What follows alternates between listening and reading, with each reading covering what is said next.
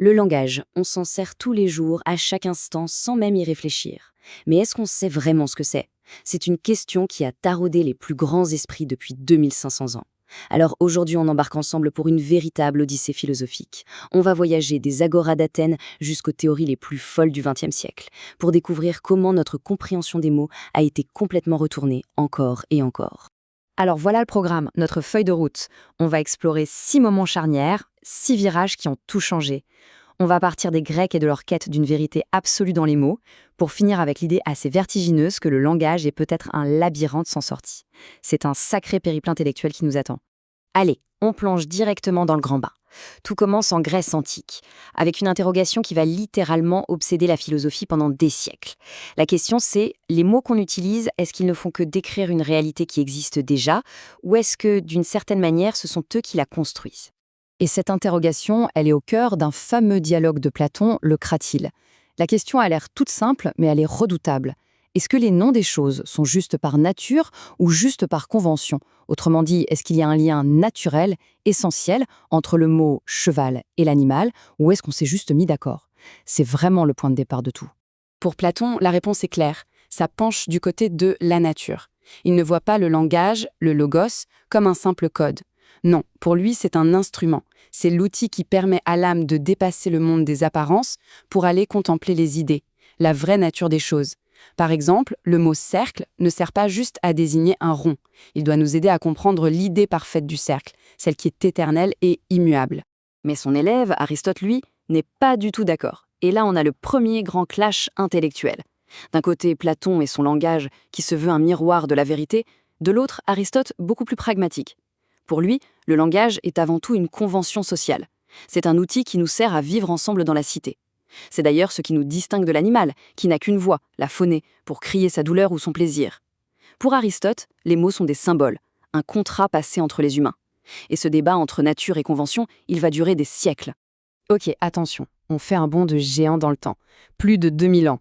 On arrive au début du XXe siècle. Et là, un homme va absolument tout changer. Ferdinand de Saussure. Lui, il ne se demande plus si les mots sont vrais. Il se demande, mais comment ça marche au fond? Et sa réponse va tout simplement inventer la linguistique moderne. Rien que ça. Alors, c'est quoi son idée de génie? La voici. Pour Saussure, un mot, il appelle ça un signe linguistique, ce n'est pas un lien entre une chose et un nom. Non, c'est l'union de deux trucs qui se passent dans notre tête. D'un côté, un concept, l'idée, ça c'est le signifié, et de l'autre, une image sonore, le son, ça c'est le signifiant. Et le point crucial, le truc qui change tout, c'est que le lien entre les deux est complètement arbitraire. Il n'y a rien dans le son chat qui ressemble à un chat. La preuve ultime, en anglais on dit cat, en espagnol gâteau. Et cette citation, elle résume toute sa révolution. Parce que si le lien est arbitraire, d'où vient le sens? Et la réponse de Saussure est incroyable. Le sens ne vient pas du monde, il vient du système de la langue lui-même. Un mot n'a pas de valeur en soi, sa valeur vient de son opposition à tous les autres mots. Le mot rouge a du sens parce qu'il n'est pas bleu, ni vert, ni jaune. Le sens naît de la pure différence. Ce schéma illustre parfaitement cette vision systémique. Saussure fait une distinction clé entre la langue, imaginez le dictionnaire et la grammaire, le système collectif qu'on partage tous, et la parole. C'est l'acte individuel, quand moi, j'utilise ce système pour faire une phrase. C'est un peu comme la différence entre les règles d'un jeu et une partie concrète. Et on peut étudier la langue soit comme une photo à un instant T, soit comme un film qui montre son évolution. Chez Saussure, tout est une question de relation. On passe maintenant à un personnage absolument fascinant, peut-être un des parcours les plus incroyables du XXe siècle, celui de Ludwig Wittgenstein. C'est l'histoire d'un type qui a bâti une première grande théorie du langage avant de passer le reste de sa vie à la démolir pour en construire une autre, totalement opposée. Regardez-moi ce duel Wittgenstein contre lui-même. Le jeune Wittgenstein est obsédé par la logique. Pour lui, une phrase n'a de sens que si elle est une peinture parfaite de la réalité, une sorte de maquette logique. Et puis, revirement complet. Le second Wittgenstein balance tout ça à la poubelle. Il dit lui-même qu'il a fait de graves erreurs. Il abandonne la quête d'une logique parfaite pour s'intéresser au langage de tous les jours. Et sa nouvelle idée, c'est que le sens d'un mot, c'est simplement la façon dont on s'en sert. Et pour expliquer cette idée d'usage, il a cette métaphore géniale des jeux de langage. Regardez cette liste. Raconter une blague, ça n'a rien à voir avec donner un ordre. Saluer quelqu'un, ce n'est pas la même chose que prier. Ce sont des jeux différents avec des règles différentes. Le langage n'est plus un miroir parfait, c'est devenu une immense boîte à outils, où chaque outil a une fonction bien précise. Cette idée de boîte à outils nous amène tout droit à une autre question. Si parler, c'est agir, alors qu'est-ce qu'on fait exactement quand on parle ? Le linguiste Roman Jakobson va nous proposer un modèle d'une clarté bluffante pour y répondre. Ce tableau, c'est vraiment un outil d'analyse super puissant. Jakobson nous dit qu'à chaque fois qu'on communique, il y a 6 fonctions possibles qui entrent en jeu. Par exemple, quand on dit l'obus à 100 degrés, on informe sur le monde, c'est la fonction référentielle. Mais si on crie « aïe », on exprime une émotion, c'est la fonction émotive. Et le « allô » au téléphone, son seul but est de vérifier que le contact est bien établi, c'est la fonction fatigue. En fait, chaque phrase qu'on prononce est un mélange, un cocktail, où une de ces fonctions prend le dessus sur les autres. Jusqu'à maintenant, on a vu le langage comme un outil pour dire le monde, ou pour agir sur le monde. Mais une autre tradition philosophique va poser une question encore plus radicale, encore plus déstabilisante. Et si le langage n'était pas un outil qu'on utilise, mais la réalité même dans laquelle on baigne ? Cette idée, elle a un précurseur de génie bien avant tout le monde, Wilhelm von Humboldt. Pour lui, une langue, ce n'est pas juste un ensemble d'étiquettes différentes qu'on colle sur la même réalité. Non, chaque langue est une vision du monde. Elle découpe la réalité, elle organise l'expérience d'une manière qui lui est propre. La conséquence est énorme. On ne pense pas d'abord pour ensuite mettre en mots.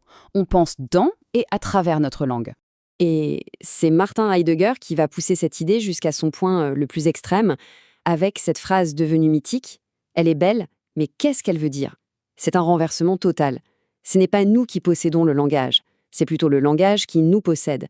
C'est l'endroit où l'on habite, l'espace où la réalité même, ce que Heidegger appelle l'être, peut se montrer à nous. Parler, ce n'est plus décrire le monde, c'est le laisser apparaître. Et pour finir, on arrive à Jacques Derrida. Lui, il va repartir de l'idée de différence de Saussure et il va la pousser dans ses retranchements les plus vertigineux. Pour ça, il va même créer un mot, un concept, la différence, avec un A. Alors, suivons son raisonnement. C'est assez simple à visualiser. Si un mot a du sens parce qu'il est différent des autres, comme le disait Saussure, alors ce sens n'est jamais stable, jamais vraiment là. Il est toujours renvoyé plus loin le long d'une chaîne sans fin. Le sens est à la fois le produit de la différence et il est toujours différé, c'est-à-dire remis à plus tard. C'est l'image du dictionnaire. On cherche un mot, sa définition utilise d'autres mots, qu'il faut aller chercher à leur tour, et on n'arrive jamais à une fin, à quelque chose qui ne soit pas encore un autre mot. Et voilà, on arrive au bout de notre exploration. On a traversé des continents d'idées, des visions du langage radicalement opposées. Il est temps maintenant de rassembler un peu les pièces du puzzle et de regarder le chemin parcouru. Si on devait résumer ce grand voyage en 3 métaphores, ce serait celle-ci. On est parti de l'Antiquité avec une vision du langage comme un miroir qui devait refléter parfaitement la réalité. On est ensuite passé à l'ère moderne et son langage vu comme une boîte à outils, un instrument pratique pour agir sur le monde. Et on a terminé avec la pensée contemporaine où le langage devient soit la maison fondamentale qu'on habite, soit un labyrinthe de signes où le sens nous échappe sans cesse. Du miroir au labyrinthe, quelle évolution! Et tout ce parcours nous laisse avec une question finale, une question qui nous concerne toutes et tous. Est-ce qu'on est les maîtres de nos mots, des artisans qui se servent d'un outil pour exprimer leurs pensées, ou bien est-ce qu'on est finalement les créatures de notre langue, dont les règles et les limites dessinent l'horizon de tout ce qu'on peut penser ? Le voyage philosophique se termine, mais la réflexion, elle, ne fait que commencer.